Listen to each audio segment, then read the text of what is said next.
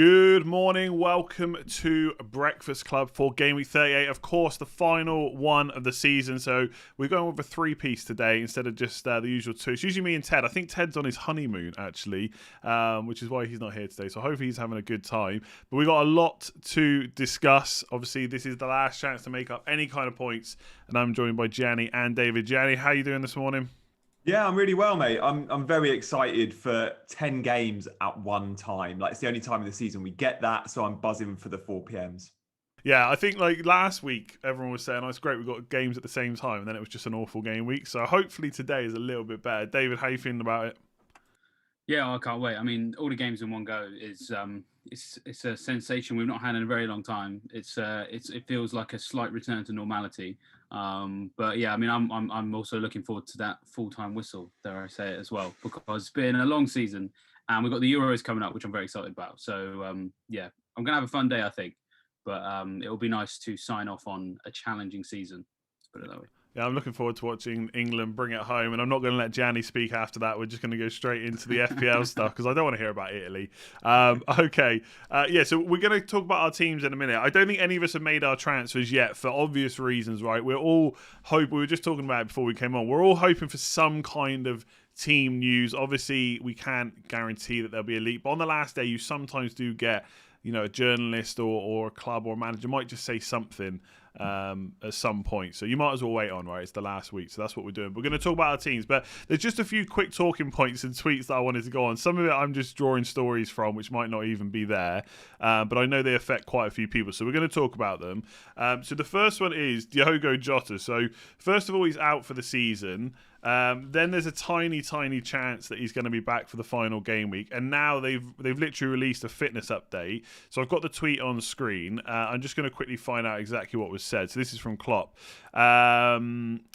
Basically, he was asked whether he'd be ready. He said, I don't know yet. It all looked good, and he will probably train today. So that was yesterday, I think. That was the plan yesterday. And when he can train, we have a look how he trains. Then we can make a decision if he will be involved, right? So he's gone from being out for the season to potentially being involved.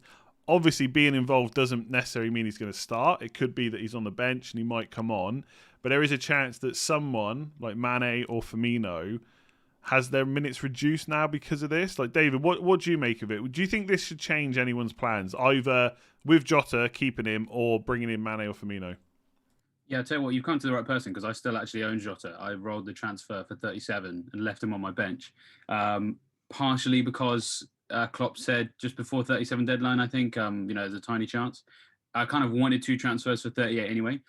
But yeah, I don't think I'm going to keep him. I mean, I may not even sell him. The way my team's looking, he may just end up stuck on the bottom of my bench. I'm not going to be starting him because I don't think Klopp will either. But I think Mane and Firmino, it does definitely at the back of my mind give me more kind of caveats behind going for them. They're both players that I think were definitely great alternatives for this game week to Salah possibly. But I never thought that they were as good as Salah. I never thought that they could really match Salah's potential for this game because statistically Salah's just kind of ahead of both of them in terms of shots in the box, big chances, shots on target, that sort of stuff, and sort of has been more consistent this year. He's a penalty taker as well. Because really, if you're going to go for one of those guys, you're kind of hoping. I kind of feel like that's a move for people that want to try and do something a bit different. But it feels like there's less differential power there if there's a possibility that Jota comes on. Now, there's all sorts of things that could happen on the last day of the season. Liverpool may need to be in a situation where they need goals and need them now. So could he maybe come on and play in front four? Bring him on for one of the midfield players. But again, Klopp doesn't really like doing that. I think he's only started that combination of 4 players 3 times in all competitions this year. The last time he tried it, it didn't really work very well because it unbalances the team. They're a team that's used to playing with 3 central midfielders and controlling possession, and they didn't really have control of possession when they just played with 2. So I think the chances of seeing the front 4 past maybe a last 10-minute desperation, throw the kitchen sink because we need to win because we're drawing and Leicester and Chelsea are winning, that to me seems like the only chance we're going to get for him to come on and not affect Mane and Firmino. Yeah, I kind of agree. I think I don't think they're gonna. I don't think he's gonna start for sure, and I don't think they're gonna start with a front 4. I know obviously Liverpool, Leicester, and Chelsea they all kind of need to win. To make it easier on themselves. But that doesn't mean they need to go for loads and loads of goals necessarily, especially in Liverpool's case, right? Because they got a massive cushion on Leicester. I think it's 4 goals already. So Yeah, I agree. I don't think he's going to start. I don't think it would change my transfer plans at all. I guess, if you bring Mane in, is there a chance for reduced minutes? I guess there is. But what does the game state have to be in? Either they're really far ahead, in which case Mane's hopefully been involved, or they're not. And why would you take Mane off if you need goals? So, what do you think, Gianni? Do you think differently? Yeah, I mean, I just cannot see the guy starting, not just because of the injury, but you look at the last couple of games and Liverpool have been scoring goals with that front three. They got 3 away to Burnley, 2 against West Brom before that. So no, Jota will, as you said, he'll come on if needed. And if he does come on, it's because they're probably chasing a game or it's tight. And therefore you probably don't bring Mane off anyway, or Firmino. Let's not forget, it's not just Mane's minutes that are at risk if Jota comes on, it's Firmino's too. But no, I think if I'm a Jota owner, I'm probably selling him in the fear he just gets that 1 point, or the fear he just stays on the bench because he's not needed at all. This is a guy that doesn't want to lose his fitness ahead of the Portugal squad. He's going to be playing for Portugal in the Euros. He will not want to, yes, I'm sure if you ask the guy, does he want to play? Of course he does. But at the same time, there'll be something at the back of his mind that says, I keep getting injured and I'm out every 2-3 weeks. I want to be fit for the Euros. So I think he's only used if he's absolutely needed. Yeah, fair enough. Okay, we're all in agreement. Let's quickly. I don't want to go through this last Breakfast Club of the season without talking about Aguero. So we're going to quickly just mention him and Man City. Now, I will say what the social media manager and the graphics artist for their pictures put up is not necessarily mean anything in terms of who's going to start. Although I'm sure that the lineups are pretty much known across the clubs. And obviously they've put up a tweet this morning saying it's going to be an emotional one. Obviously they're going to lift the trophy, which is one thing. But obviously it's Aguero's last day. Dave, I'll start with you again on this one. Some people are going to be thinking about getting him in. Either they've got the money or they're doing Kane to Aguero. You got any love for it? Well, before I answer that question, I just love that graphic. It's like that Rick and Morty episode where those weird heads come. Show me what you got. I love that. What a great tweet. Well, I mean, will he show us what he's got? I don't know. I'm not going for him. I've got no way of getting him in past selling Kane, who I actually still prefer for this final game week. Now the narrative is there, but whether or not he can, what I've seen of him in the last couple of weeks, it's not the Aguero that we know and that we've loved, because he's not playing regularly. I think his confidence on the ball isn't what it was. And I've mentioned this a few times in the last few weeks, and I'll mention it again. I think what's encapsulated his last sort of, season more than anything else with Man City was that game. Was it the Newcastle one or perhaps the one just before, where the ball went across goal? It's an open goal. All he has to do was just put his foot through it with his left. No, I said maybe easier said than done. I'm a left-footed person, so I was looking at it and thinking, just put your left through it. But he took a touch with his right and went further off the centre of an open goal, to the point that he took it so far wide that Sterling had to finish it for him. And then he had the right to have a go at Sterling, but Sterling did the absolutely right thing. And then, of course, the Panenka penalty, which was just awful. And those two things, to me, then they don't smack of a player that makes me want to go for that. And Aguero obviously is royalty in FPL, so I don't want to be rude when I describe him as a nostalgia pick. But I feel like if you're going to go with him, that's mainly why you've gone with him. And I prefer to go with someone who just looks in better form, to be perfectly honest. I can't bring myself to go for him. Yeah, fair enough. What do you think, Gianni? Just a hit and hope, is he? Yeah, I mean, I would need, League Team used to say he's definitely starting, but then I'd go, how am I getting him into my team? Like most teams, I've got one premium forward, right? I've got Harry Kane, and then I've got a couple of mid to budget options. So to bring Aguero in for one of those mid to budget options, I've probably got to take a 4-point hit. And I just think it's perhaps a little bit too strong. And then, if you're taking a hit, you want to perhaps captain in him. Wouldn't want to do that because he's not going to play 90, even if he starts. So, yeah, for me, it's a shame that we haven't had our last hurrah on Aguero, because we've been eyeing it as FPL managers for the last few weeks. But with his fitness record, with Pep Roulette as always. Also, there's a Champions League game in 6 days' time. Yeah. I don't think Pep wants to be mucking around too much. I could see him getting 20 minutes at the end. But yeah, for me, it's a shame, but it's not going to happen. I'll be looking at Man City players, but I'd be looking at the Fodens, Mahrez's and Torreses of this world if I was bringing in a City asset this week. Yeah, I completely agree. I don't have much more to add. I know it's Man City, he's supposed to hate them. I hope he gets some minutes. I hope he scores. I think he's been an absolute legend of the league. And from an FPL point of view, very few times he hit the 200 points because he's always had injury concerns. But when he's been fit, he's been one of the best players, since I played. So yeah, I agree. I don't think he's an option, but I hope he plays. We're gonna talk about one more thing. Then we're gonna come on to our teams and transfers and stuff. Then we might take some questions as well. I'm gonna bring up Southampton. So this is drawing stories from tweets, right? So I don't think there's a left back on here. I can't remember if Bertrand's fit or not though. Who's been playing left back if he's not fit? Salisu, yeah. Okay. Stevens did it a little bit as well, but basically the main reason I've put this up is because Forster's on here, right? So this is the question for you. Okay, don't ignore the fact that you might have him on the bench and you've got a playing keeper. There's some people out there where Forster is their only, like they might have Meslier and Forster, right? And we think that Casillas going to play for Leeds, therefore they're relying on Forster. So he's in the picture. If you had Forster, Gianni, you can answer this one first. Would you risk him, or would you take most people that I've spoken to are looking to take hits. They're not looking to use a free transfer on this. So would you take a hit for Forster out? No, I don't think I would. I think it's been 2 on 2 off. Hudson Hunt said that in his press conferences, and he's been going 2 on 2 off. McCarthy had the last 2, which means Forster gets the next one because there isn't a second.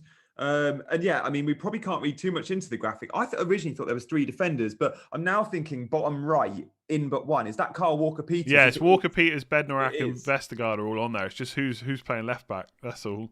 Yeah. Okay. So I think it's, yeah. I mean, I think I'll probably play Forster and just hope. I don't think we're going to get many clean sheets, Andy. I don't know if there's an obvious switch out for a -4 anyway. You need your goalkeeper to be quite fairly reliable, and maybe you could look at, I don't know, there's probably a couple of options, but there's no dead certs this week. We know in game week 38 we get more goals. Yeah. Okay. Yeah, we saw the graphic on the FPL show. There's like, what's the average? Is like, it goes up by quite a bit as well, doesn't it? So, yeah, no, I agree. I think the ceiling is just so low, isn't it? David, you got any other thoughts on that? Yeah, I mean, same as Gianni, really. Like it just looks like it's Forster's turn anyway. Like when I saw that this morning, I was just like, that makes complete sense. McCarthy played 32 and 34. Forster then played 35 and 35 as a double, and then McCarthy played 36 and 37. So it looks like it's Forster's turn. The other interesting thing about this graphic is, I mean, having, I work in the editorial world, you do a lot of stuff ahead of time and stuff gets outdated. Shea Adams is on there, but he's out. Of course, so, yeah. He's the 11th man. So already this, the point is you can't read too much into. Yeah, I know, but it's fun to make stories out of these things. I know. But yeah, you're right. Yeah, I forgot about Che Adams being out. So I'm guessing it's going to be Adams out, Salisu in probably, and then that makes sense with that team. To be honest, I think I'm pretty sure I can make a half decent 11 out of that. So it's not looking too bad, I don't think. All right, okay. Yeah. Although everyone's expecting them to lose to West Ham anyway, so they're going to concede. You can keep Forster, don't take a hit, but he's going to concede because most people are going Antonio, and that's what. Hey, who's on penalties for West Ham after Declan Rice miss? You could see it. Could you imagine Forster saving another penalty? Antonio seems to be claiming it, and he's taken them before, hasn't he? So I mean, he took one. He's taken one in like 340 appearances in his career. He's going for that goal scoring record. No, I know. So, I think he probably will take it, but I think people took what they wanted from the interview. He just basically said, "Oh yeah, sure, I'm going to be on them." He didn't say, he just wants to be. But what's wrong with Lingard? He scored the last one. It was an emphatic penalty. I thought. I don't know why he didn't take this one. So yeah, a bit disappointed because basically I don't own Antonio, so don't listen to what I'm saying. But I think he could take. I think he could take the next one. I think you're right. Okay, let's talk teams.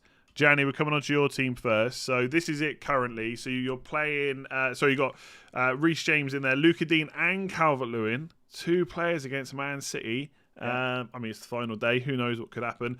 Gundogan in there as well, and Ian Atchell on the bench. So go on. What's the plan? So I haven't made my transfer yet. So Calvert-Lewin is almost certainly coming out. And Bamford comes in. A little bit of a sort of obvious template. Okay, well, here's my first question. Why Bamford over Antonio? Yeah, okay. I just think there's more goals in that Leeds team than the West Ham team. I can see West Ham winning the football match, don't get me wrong, but I feel like at the moment the West Ham ceiling for goals is lower. We've seen Leeds scoring goals for fun. I just think there's something about it. I know West Ham have got the home game. There's something about going to Ellen Road for a Premier League football match, which they've not had in, 15, 16 years. It's actually 17. Is it 17? That is unbelievable. It's the end of 2003-04. So, yeah, 17. Okay, yeah.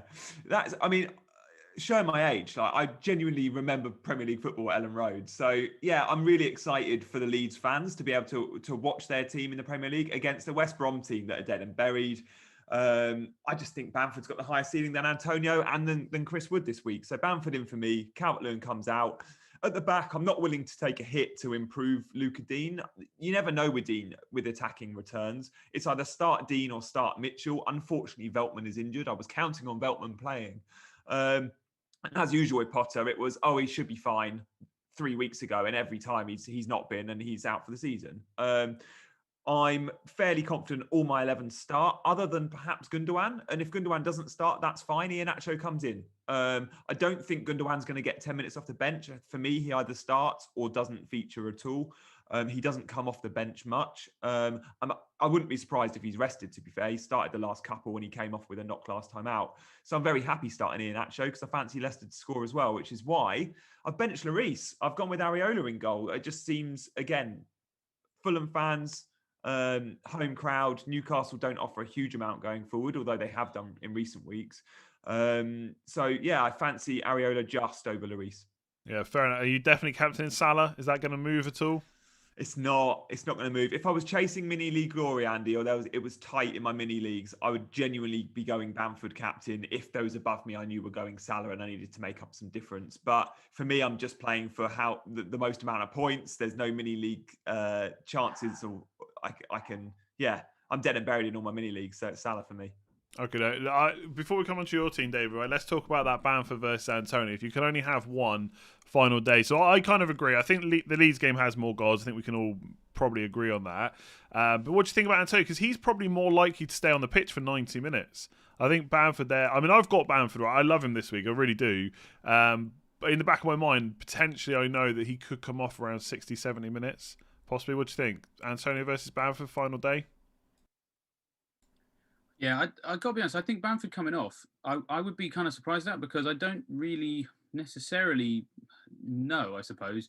I suppose it depends who starts, right? Yeah, well, the thing is, with Klitsch out, it means that because he's been given this nice little, early holiday because ahead of the Euros, it means that Rodrigo doesn't need to play up front to play. He can play central midfield, or I think if it depends what formation they go with. If they go with 3-3-3-1, then Rodrigo's the 10. If they go with 4-1-4-1, then he's like the box-to-box 8, I think.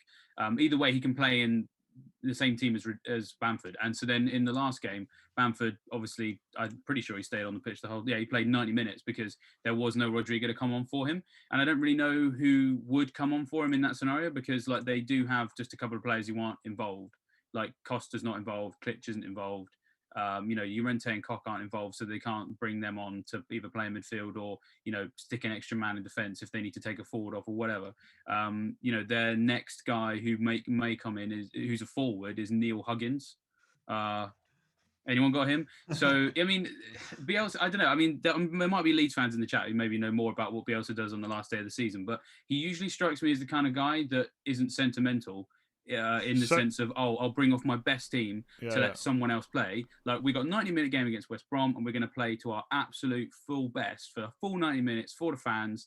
Let's get Bamford getting a hat-trick. Like, so I'm personally, I'm not really that worried about Bamford's minutes in this game, like, at all. I completely agree with you. Antonio probably just slightly edges it in terms of, like, again, who do they bring Antonio off to who comes on for him? Hard to really say. But, yeah, I think minutes-wise, Bamford's probably fine. Yeah, and I guess a lot of people look for teams with something to play for, but again, West Ham just need a point. That's all they need. They don't need to go for broke. Whereas Leeds will go. I think out of all the teams that got nothing to play for, Leeds is the one to look at. I think it was Baron Cross. I can't remember what I asked him now, but he said to me that Bielsa. I think he said that Bielsa said that he doesn't like handing out debuts and places like confetti. You have to earn it. Yeah. So yeah, first 11, that's definitely what's going to start. I think Pablo Hernandez. I know a lot of Leeds fans want to see him at some point. Whether or not he starts or comes on, we'll have to wait and see. All right, we'll come on to your team next, David. So yes, I've got the right one, I think. So yeah, I guess straight away looking at this, potential issue for you is Luke Shaw.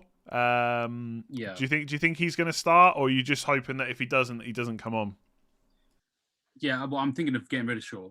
The thing is, I've Okay. saved 2 transfers for this last weekend, thinking that I would want them because You don't know what to normally do you? No, I got no clue. Yeah, Got I'm the no idea. same. I've only got one, but I'm glad I don't have two. Honestly, go on. I could maybe save one of them, roll it for game week 1. What do you think? That'd be amazing if you could.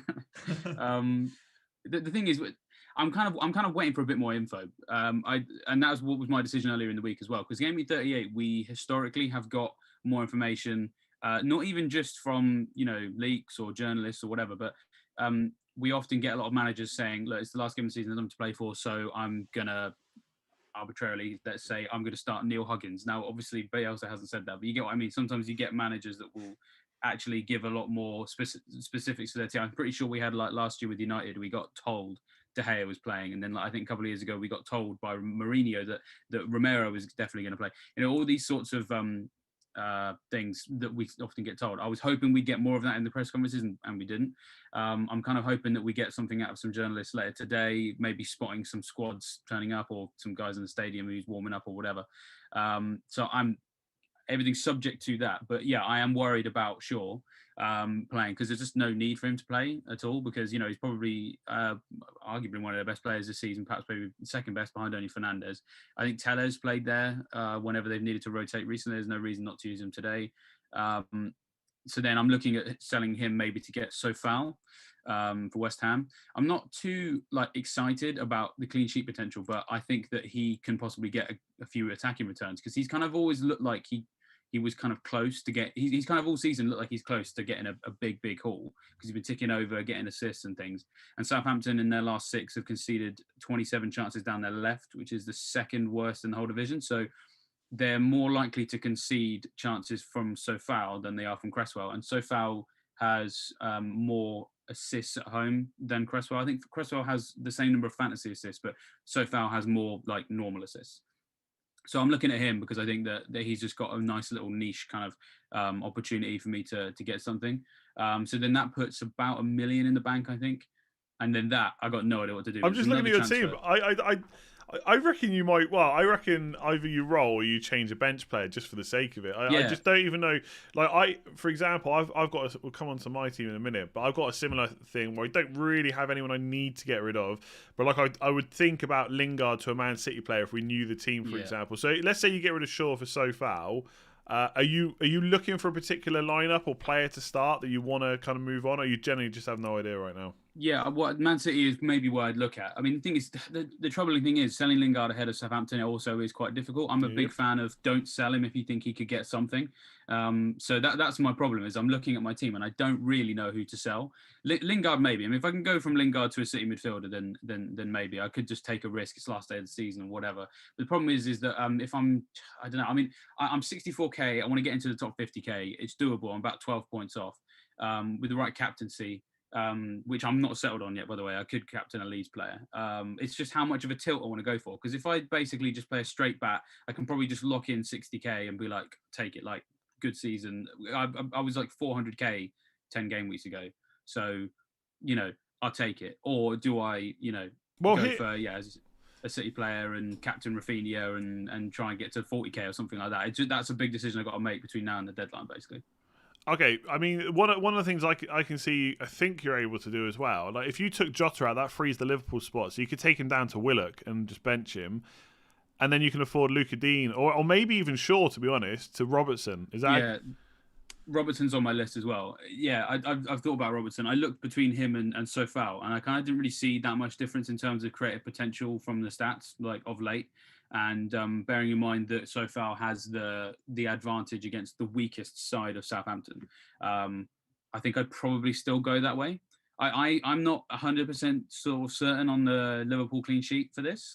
They've conceded more big chances than any other team in the last 6. So, Palace. I mean, obviously Palace. I think they're probably going to be short Benteke, right? And they're not going to have Eze. But it's Hodgson's last game, and I've seen a lot of people thinking they're just going to roll over, but I just can't see that happening in this game because Hodgson just means too much to these players. And I think they love the idea of crashing the Liverpool party. If Liverpool draw, basically they miss out on the Champions League. So there is a real boon here for Palace to actually make an effort. I mean, obviously there's going to be in front of an Anfield crowd and the Kop is very good at quite literally sucking the ball into the net in front of them. But it's just I'm just not sure on the Liverpool clean sheet. Zaha playing for a contract as well, or a new move. We often see with Zaha his performances go up 1 or 2 games before the end of the season when he's going to be off in the summer, or he thinks he's going to be off. What about Son, David? Would you consider, knowing you could go Son to Mane if you sold Jota? Have you thought about that? No. So I've seen a lot of people selling the Spurs assets, and I really want to keep them because I just think they have a unique opportunity here behind that Leicester defence. Now, if you look at the teams that are in that in the 3 teams in the race for the top 4, Chelsea, if you win 1-0, you're sorted because you're a point ahead of the others, right? If Liverpool win, but Leicester absolutely tank Spurs, then, there's trouble there. So they're going to try and go for that, you'd think. Leicester can't really afford a tight game because if they win 1-0, it's basically irrelevant. If things are in their own hands. They've got to assume that Chelsea and Liverpool are going to win. So I just feel like Leicester have to go for this.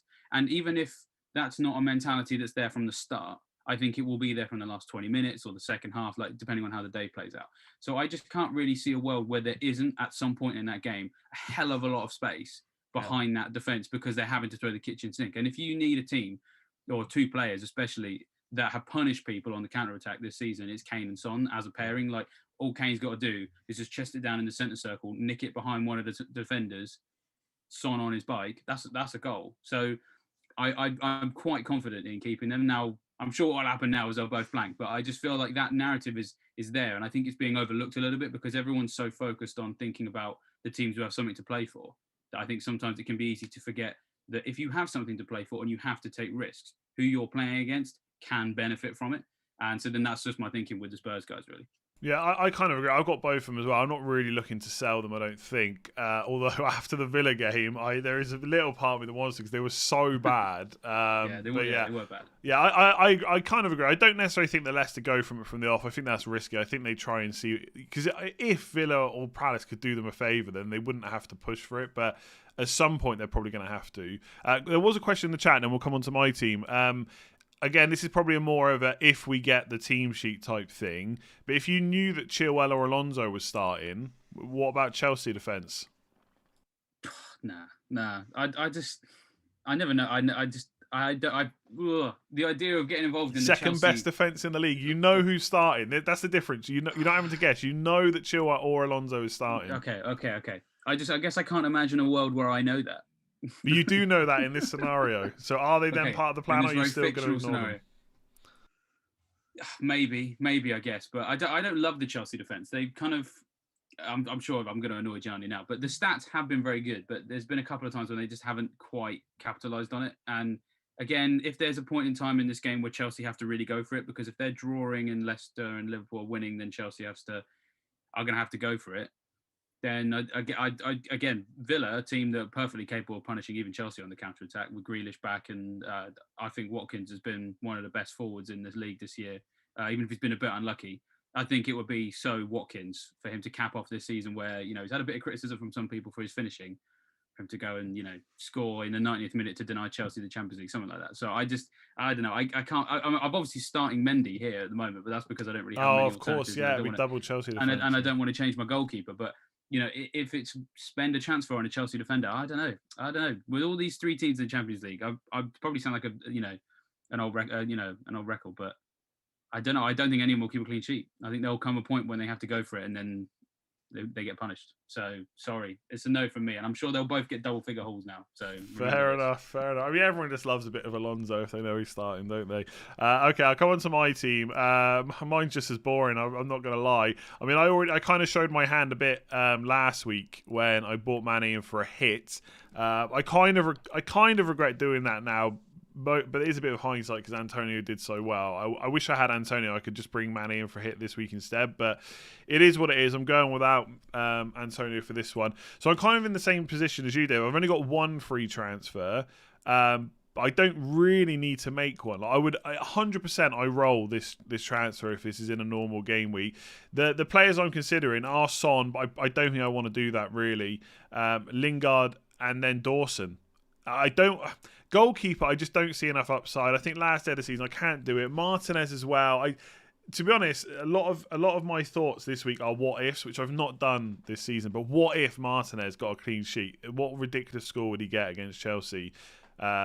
I just can't move him on, I don't think. So it's Dawson or Lingard, really. I have 7.2 million to spend on Lingard's replacement. So ideally, I'd be looking for a Man City midfielder that's Foden or Torres. I wouldn't sell Dawson. I would bench him and sell Konza instead because he's worth more money. He's got a worse fixture. And that will give me 5.4 million to spend on a defender. So it's probably Reece James or Kieran Tierney, I think. But I just that's it. Nothing else is coming to mind. I think every other player, like Triple Leeds, Triple Liverpool, going nowhere, and Kane and Son, for the same reasons you said, I just don't think they're gonna. I actually think not playing in front of their own crowd is probably going to help them. To be honest, I just that game just didn't go well, and it just got worse. Getting booed off at half time, and if it is Kane's final game, it's not going to be as emotional. I don't think playing away from home. I think if it was, then the home game was it. So. Yeah, I mean, unless you've got any other bright ideas, I'm open to suggestions. But 7.2 million for Lingard, I'm not sitting here eager to sell really, or 5.4 for Konza. I don't know. Anything jump out? I think Lingard to a Man City midfielder, if we knew they were starting. Yeah, that's it. If we know Foden, that's a nice move. What about? Some might say it's sideways, but because he's such a differential, you're going to say Dawson to Sofao? No, I'm going to say Son to Bale.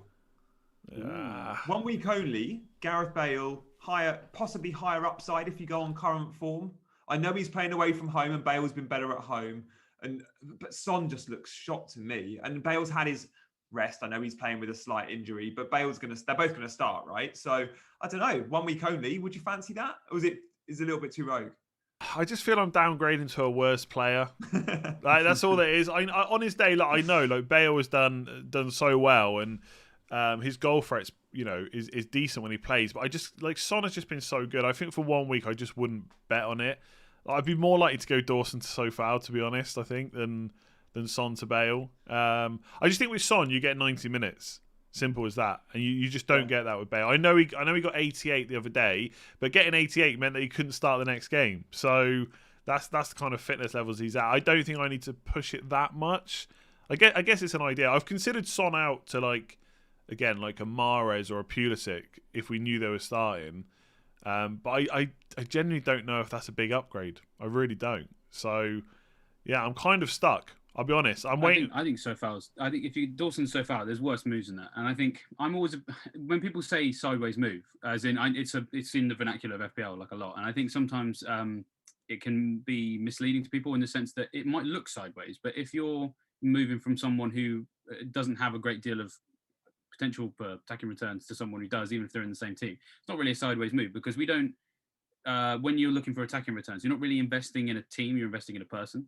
So far, definitely just looks like more upside to him than I think Dawson. Now, Dawson can maybe get something from set pieces, but I'm just looking at Southampton's defensive sort of ability from set pieces. You have to get past Vestergaard.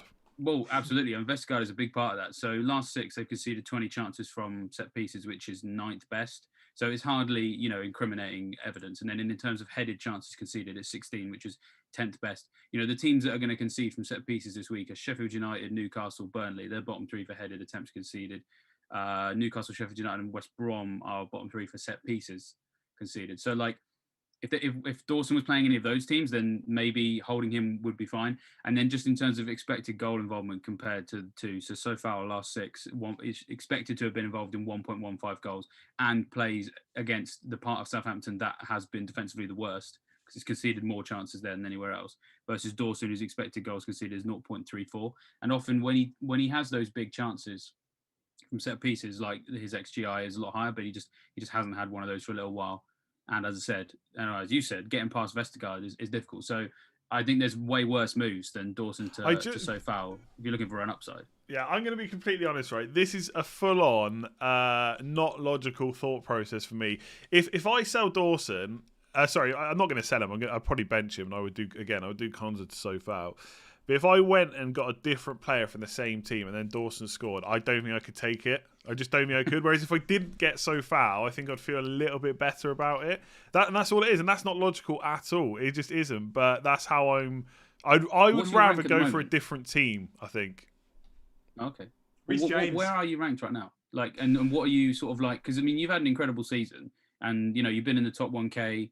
I mean, what's your sort of thinking about where you're trying to get to? Are you just going to try and like settle for what you're on, or are you willing to sort of tilt and try and go higher? I just don't think I can get top 1K. I'm 2077th right now, just outside the top 2K. It's only like 3 points to get back in. I mean, not that top 2K is this like thing or anything. But top 1K, I think to get to one, I don't know what live FPL does it as. It says to get to 1K is 17. So I don't know if it's 18 to get actually inside or what. So it's 17 or 18 points. I don't think I want to go Mane captain. I just don't think I do. I think I want to go Salah, and so I'm relying on differentials. I mean, I tweeted this morning, Son and Kane have been sold by over 200,000 managers, so I'm hoping some of them are in the top 1K. So they might be they're not going to be differentials, but you know what I mean, a little bit less owned. Rafinha's probably still going to be somewhat of a differential as well. Mane definitely is. He was 2% last week. He's not going to suddenly be 50%. So I've got a few differentials, and obviously, anything could happen. Like if Martinez, what if Villa got a clean sheet against Chelsea? That's probably worth 9-10 points for Martinez. So I think I need a lot of stuff to go my way, and I don't think I want to push it with a captaincy. I don't know. I'm so tempted though. I'm not going to take a hit. I know there's some people in the chat saying Lingard to Antonio, but that will cost a hit for me. I'm not going to do it. I would do it if I had 2 free transfers. I think I would take the risk on going Antonio over Lingard, but. Yeah, as boring as it sounds, I don't think I'm going to go for a different captain. I think I'm going to go Salah. Every week this season, I've gone for the player I think's just simply got the best chance, which is obvious, I know. Apart from 1 week where I didn't captain Fernandes against West Brom and he got 10 points. So I've got Mane in. That's going to be differential enough for me, I think. But I think with my transfer, I think if I go, I just don't think I can bring in Sofao and not play Dawson then. Dawson's been awful for me, by the way. He's been one of my worst transfers this season. But what do you think about Tierney at Arsenal versus Brighton? I mean, neither team. I mean, Arsenal can still get 7th place, technically. They can leapfrog Spurs and get 7th. So they're in front of the fans as well. They maybe got something to play for. Brighton have got nothing really, although they can go higher in the table as well. What do you make of that game, David? Well, I mean, before I answer the question about Tierney, just to finish off on the Sofao thing, Blue Lou in the chat says that it's a boring move and Sofao's not sexy enough. So if anyone was on the, sort of like the fence about just whether or not Sofao was sexy enough, apparently he's not. If you're looking for a sexy option, then maybe it's Kieran Tierney, of course, because, he's sort of slightly more of an attacking fullback, I guess, in terms of how forward he gets and how important he is to their team's output. So maybe. I just don't really trust Arsenal. I was going to say defence, but I'm going to leave the full stop at the end of the word Arsenal before I even say the word defence. Brighton are definitely a team that are capable of beating them. I know that they're without a few forwards, but Trossard I think is decent. They've got a few other exciting players like Percy Tau will probably get a run out, and I think he's got a lot of talent as well. I just don't really know what to expect from this game. I think that's the thing is on the last day of the season, if I'm looking for opportunities, I kind of want to go for games that I personally feel confident about what the result's going to be and how that all works out. And with Arsenal, I just don't know. I got no idea. It could be a 0-0, could be a 3-3. Yes, Arsenal are much better with Tierney in the team than when he's not, but Brighton are no pushovers, I don't think so. Yeah, it's not for me. As of game week 37, Tierney's ownership was 0.11% in the top 10k. I'm actually going to look at Sofao because I bet it's not. Sofao's like 25.91%. It's I don't know. Reece James, Andy. James. I was going to ask you, what do you think about Chelsea defence? I mean, Grealish is back though for Villa. He's going to start, right? I think we all agree on that. Grealish is going to give him such a difficult time, surely. It depends where Reece James is going to play. The last couple of games against Leicester, he's played right-sided centre-back because of Vardy going in that left-hand channel and Reece's pace and power.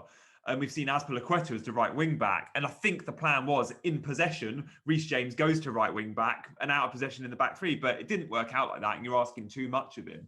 Against Grealish, it's a similar sort of threat to Vardy, perhaps slightly further back and perhaps slightly wider. But it will be interesting to see if we see Reece. I'm really hopeful we see Reece at right wing back, and it's Azpilicueta that finds himself marking Grealish a lot, because I think Azpi can do that job as good as anyone. And then we finally see Reece James getting those crosses in, which we know he's so good at.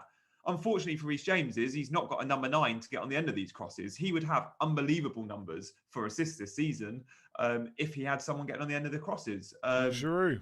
But yeah, I think at that price point, Andy, Chelsea defence should be one you look at. I mean, you could go Rudiger for his goal threat at set pieces as well. Rudiger will be starting. Reece James will be starting. They're both an option. You've got 5.2, I think you said, to spend, or 5.4, so you can afford either. It's one to. It's actually 5. It's 5.3. Konza must have dropped. I honestly, I'll be honest. I've not checked price drops at all recently.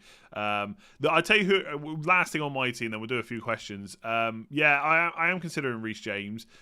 If I had a bit more money, I'd be keeping an eye on the City lineup. Someone like Benjamin Mendy, just as a 1 week punt, something like that. But I can't get to it. And they're all like 5.9.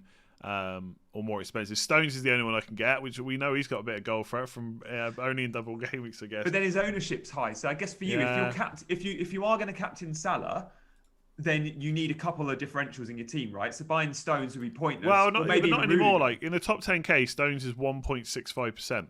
Wow, that low. They've all been sold. Yeah, they've all been sold, haven't they? So it's the same with all these players. Like Reece James is 1.05.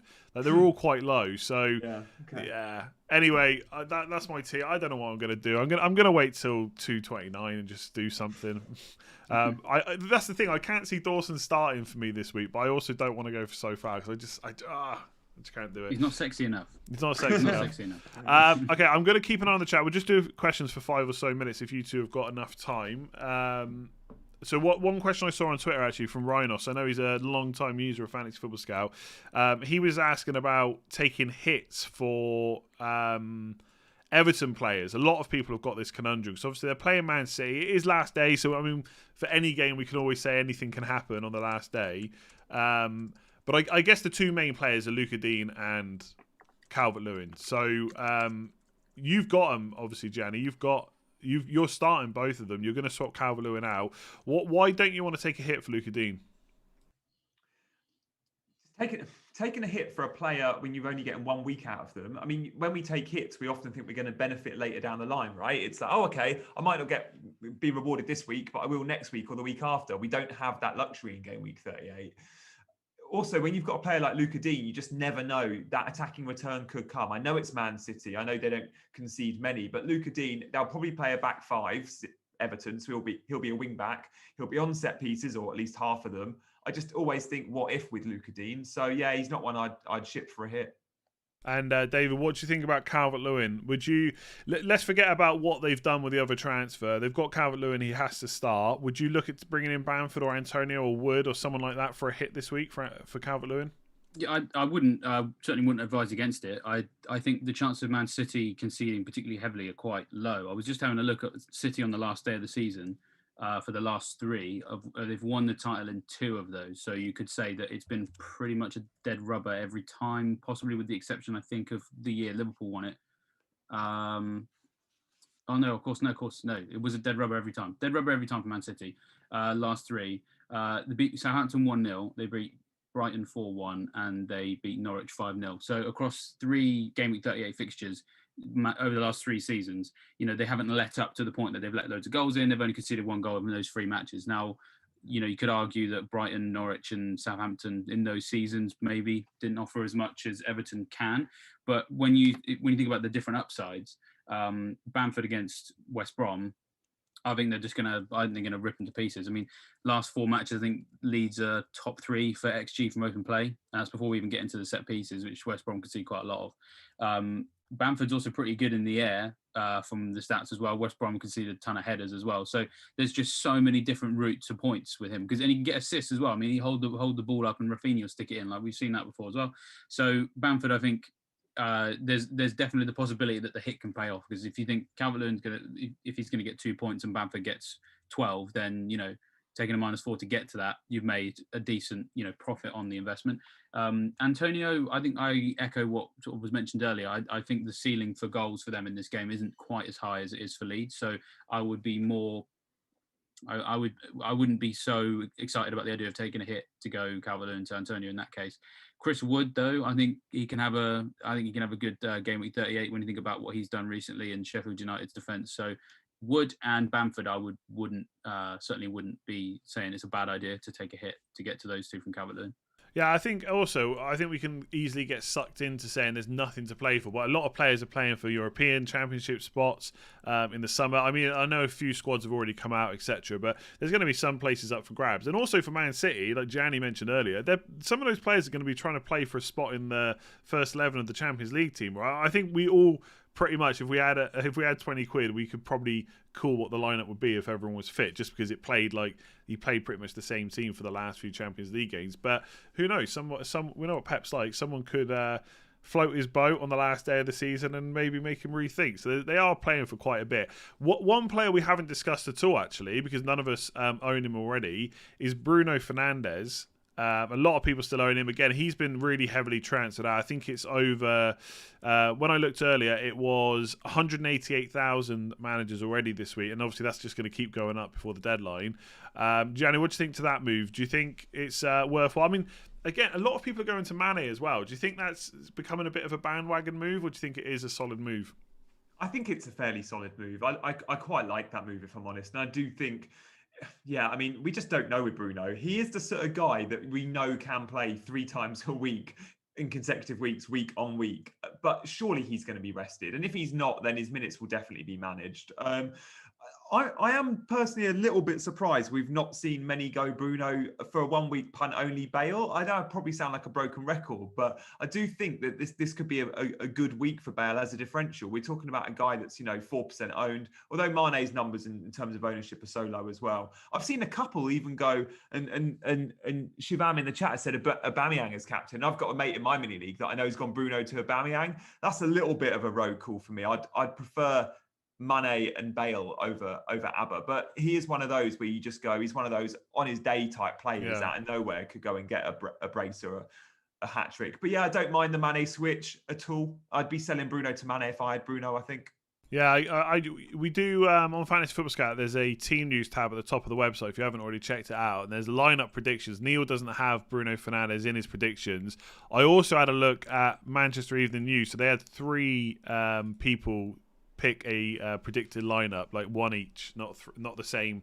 3 different lineups basically. And they all predicted Fernandes not to start. Now, obviously, he could still start. There is 3 days until the final, but there's no point. There's no point. Yeah, I don't know. Like, his injury record is good, but we can talk about rhythm and stuff. There's only 8 days between the Fulham game and the final. That's not enough time to forget how to play. And Bruno Fernandes is not one of the players that needs any motivation, any kind of rhythm to keep going. Like, he's going to go out and he's just a winner, right? That's what he wants to do. So I think he's benched. I think Luke Shaw's benched as well. Cavani I would put hundreds on Cavani being benched. Like, that's just a no-brainer. Greenwood could play both, no problem. He's the only one for this game and right wing for the final. Yeah, because he's young and fit. Yeah, Rashford's a weird one because he didn't play he came on the Fulham game, didn't start, but I just don't think they risk him either. So I think it's going to be full change pretty much. I think there might be 1 or 2 like Wan-Bissaka.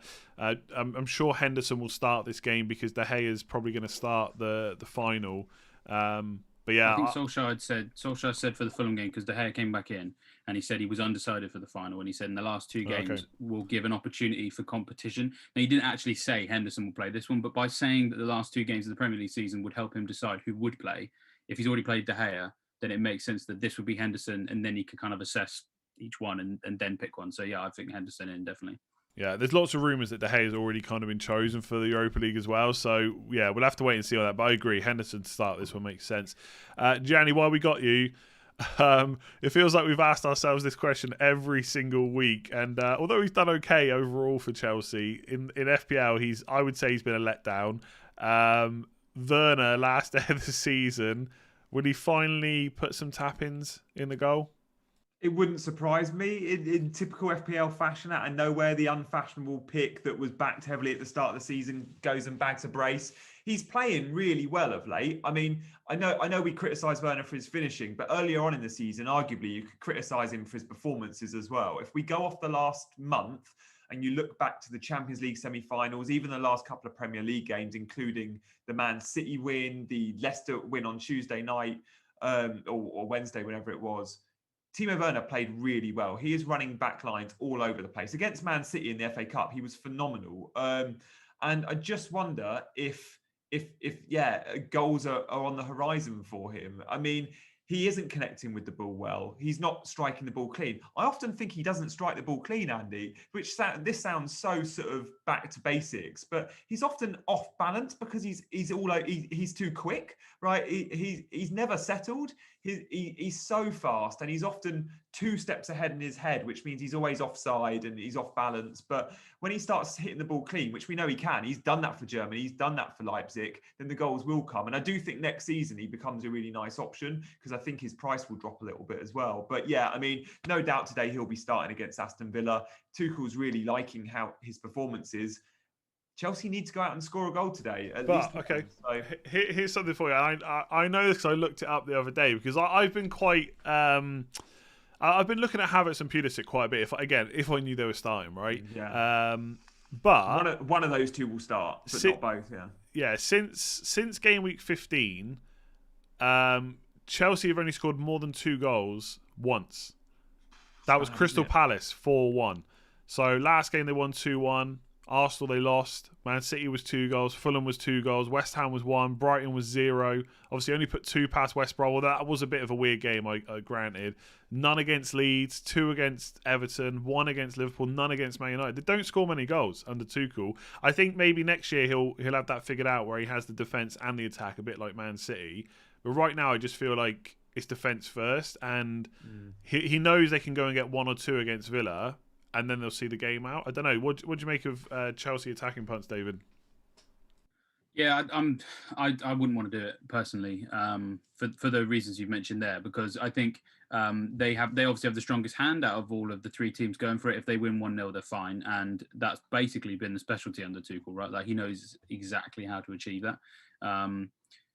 Mount, I think, is probably the one that I would consider if I'm going for any of the attackers, just because, I mean, personally, my own team, he's one of the easiest ones to get hold of. He's definitely going to start, I would have thought.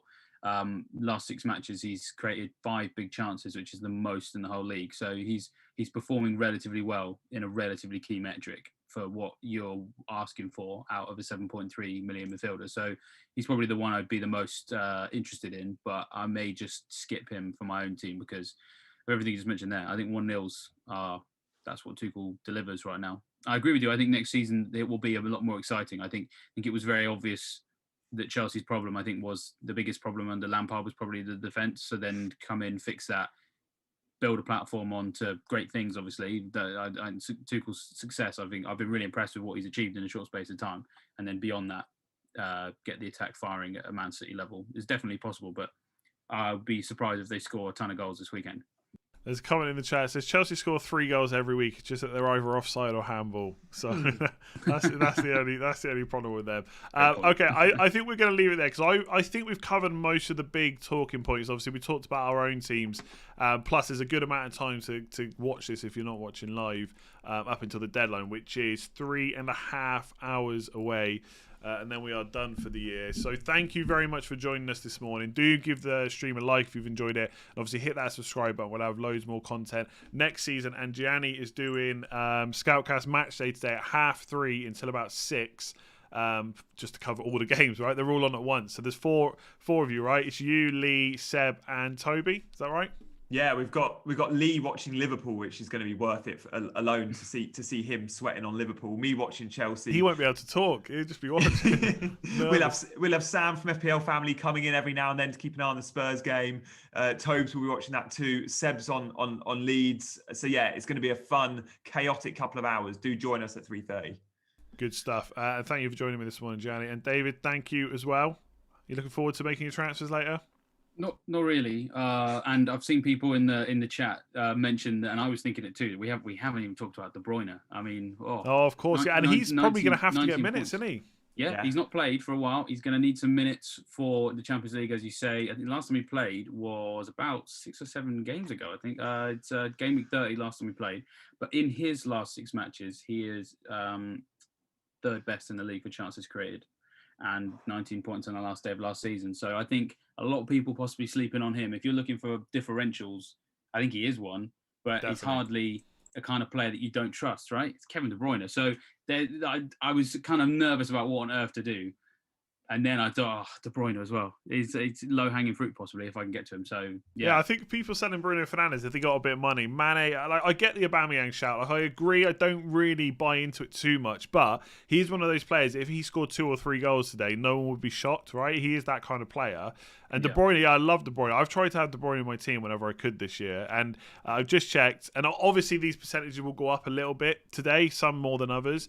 But he's 0.01% owned in the top 10k. And I know not everyone's going to be close to the top 10k, but it's a good barometer, I think, for active managers. So he's in about 11% of overall, and you've got to imagine that a lot of that is going to be dead teams because he was a big player for the start of the season. So I think he's a differential pretty much every rank bracket, to be honest, of active players anyway.